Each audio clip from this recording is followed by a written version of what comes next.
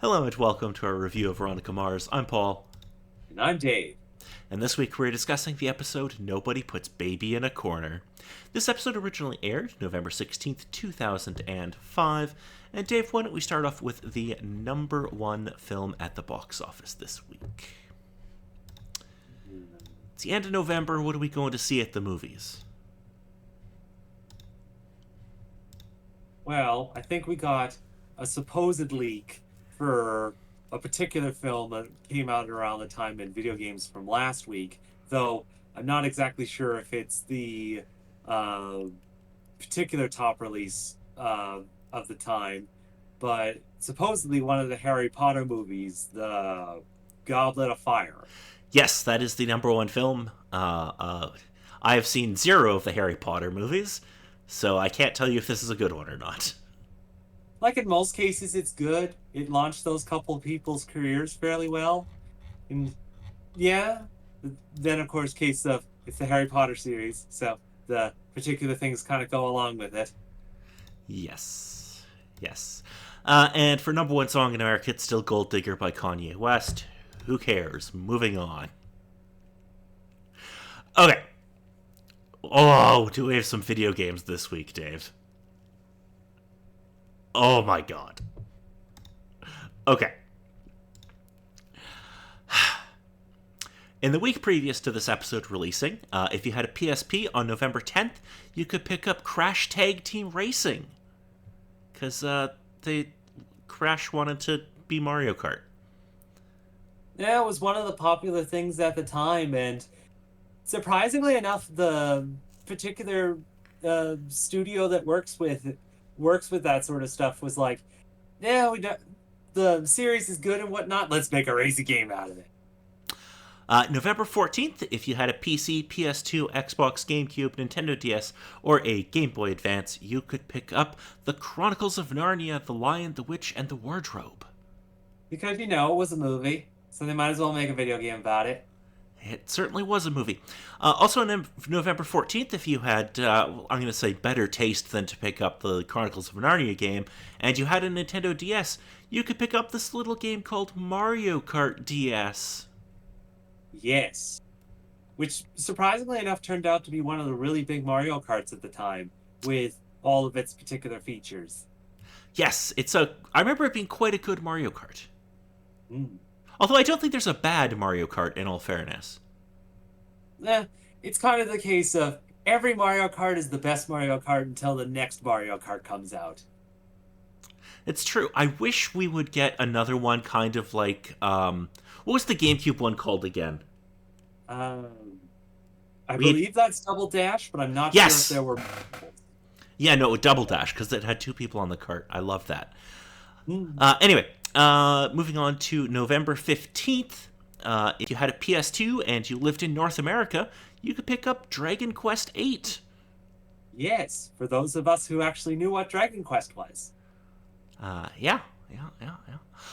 November 15th, if you had a PS2, Xbox, or GameCube, you could pick up Shadow the Hedgehog. Yeah, because it was that time. Everyone was wanting to make video games and they needed to air to the young, slightly older kids that wanted stuff that was edgy. And oh god, was this ever edgy? It certainly tried to be. Alrighty, moving on. November 15th, if you had a PC, PS2, Xbox, GameCube, or Nintendo DS, you could pick up Pac-Man World 3. Yes, though I'm not exactly sure with this one. Managed to go through two, not sure with three. I think it's more or less more of the same. Hmm. It didn't get amazing reviews, but it didn't get terrible reviews. It's like, yeah, it's getting like a 6 or 7 out of 10 kind of thing. Hmm. Also on November 15th, if you had a PS2, I have to mention this because this is very 2005, you could pick up Neopets, The Darkest Fairy. Yeah, because surprisingly enough, that was the thing. Neopets was still holding on in 2005. Yeah, it was. And weirdly enough, with the bit that I've seen about this particular video game, it turned out fairly good and stupidly long. Huh, okay. November 15th, if you had a Nintendo DS, you could pick up Sonic Rush. Yes, with that particular series. Yes. November 15th, if you had a PC, PS2, Xbox, or GameCube, you could pick up True Crime New York City. Yeah.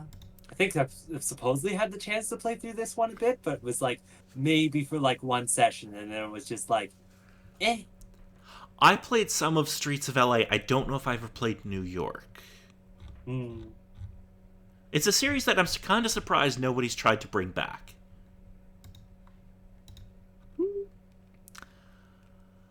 November 15th, if you had a PS2, you could pick up WWE SmackDown vs. Raw 2006.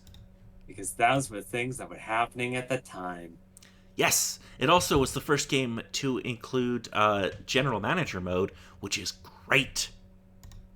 And throwing that into it and bringing forth that gameplay style. Yes, it's so much fun. Okay, moving on. If you on November 16th, the day of the episode airing, if you had oh my god, PC, PS2, Xbox, GameCube, Xbox 360, Game Boy Advance, Nintendo DS, or a PSP, you could pick up a little game called Need for Speed Most Wanted. No, it's fairly understandable. I'm just mildly surprised that they managed to get it on so many systems. I think the only one they missed was the toaster. I mean, yeah.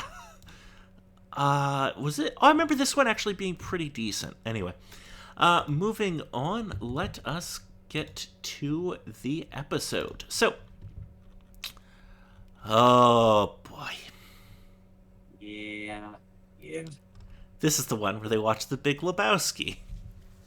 Yeah, that was definitely nice. Could have stand to have a few less children in it, though. Alrighty. So, Veronica and Duncan are making out in Duncan's suite when Logan, who is now living there, walks in the door. Kendall shows up, and Logan invites her into the hotel room, making Duncan and Veronica uncomfortable. In a future Business Leaders of America meeting, Cassidy comes out on top of the hypothetical business contest. Keith talks to the new mayor, Woody Goodman, who describes his plan to incorporate Neptune as a city.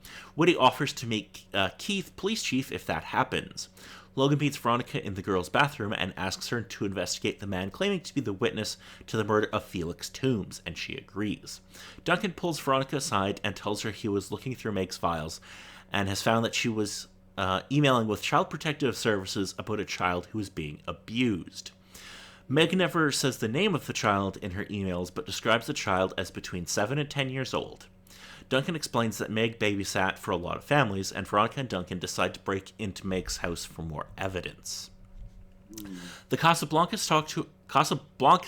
talk to a lawyer who tells them the house and cars are paid off. However, Kendall has no assets separate from Dick Sr., so all of her accounts are frozen.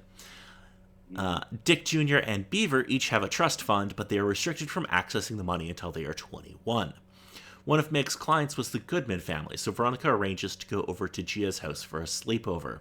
Veronica gets a babysitting job with one of the families who Meg babysat for, who appear very uptight and have Edwin's night schedule down to the minute. They seem a bit crazy. Just a touch. At the babysitting job, Edwin's parents say that they almost let Meg go because of Duncan. Logan appears at the house where Veronica is babysitting.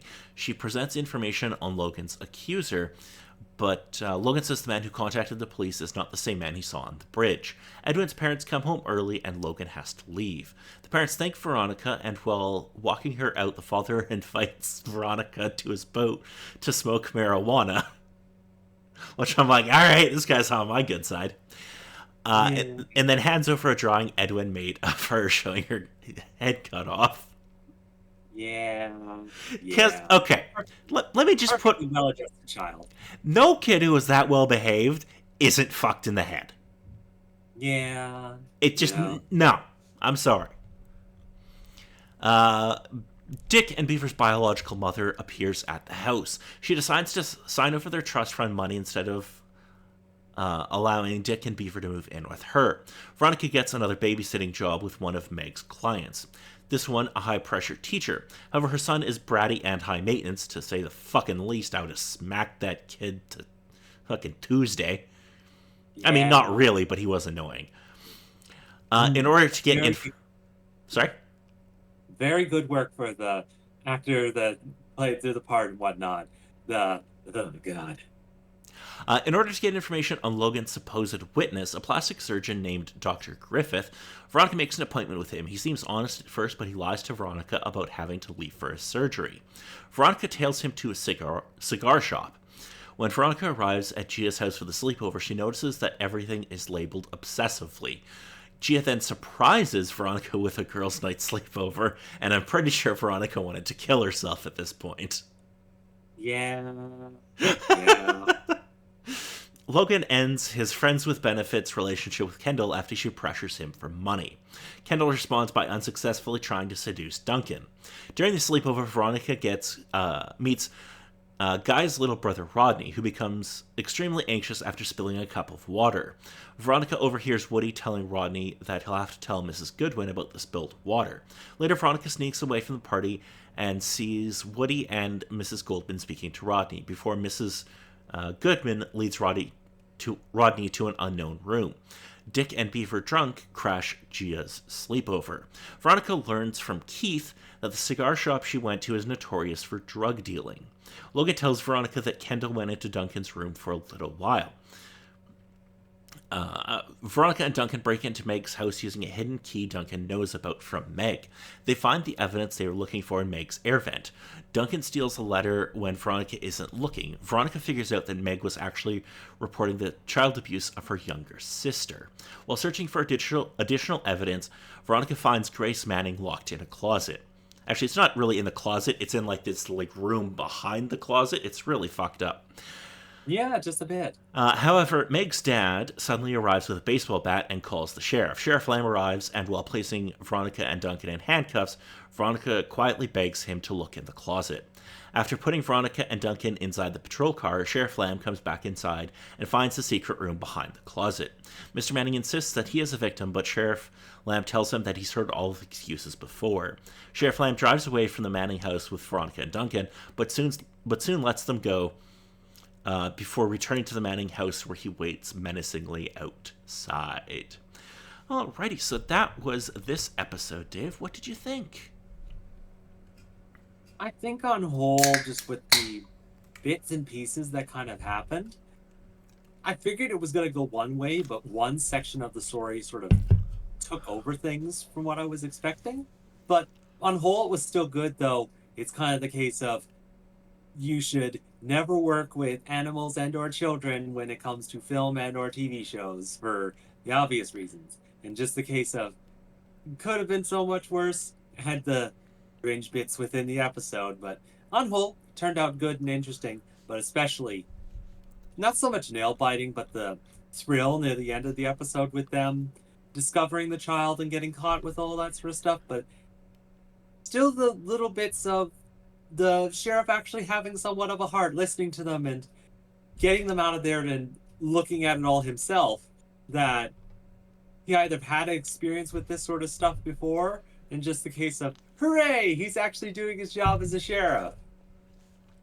Yeah, I think, Sheriff Lamb isn't... It's hard to say, because he's not really, he's not bad at his job, per se. He's just kind of a dick. Yeah, and then of course it's the question of whether or not that dickness will supposedly leave him either easily swayed to do something even worse than he already has, and or how much of a slope he's supposedly standing on before going into something far worse. Yeah. So, a couple of important things happen in this episode. So we learn about the witness to Felix's murder being Tom Griffith, a plastic surgeon.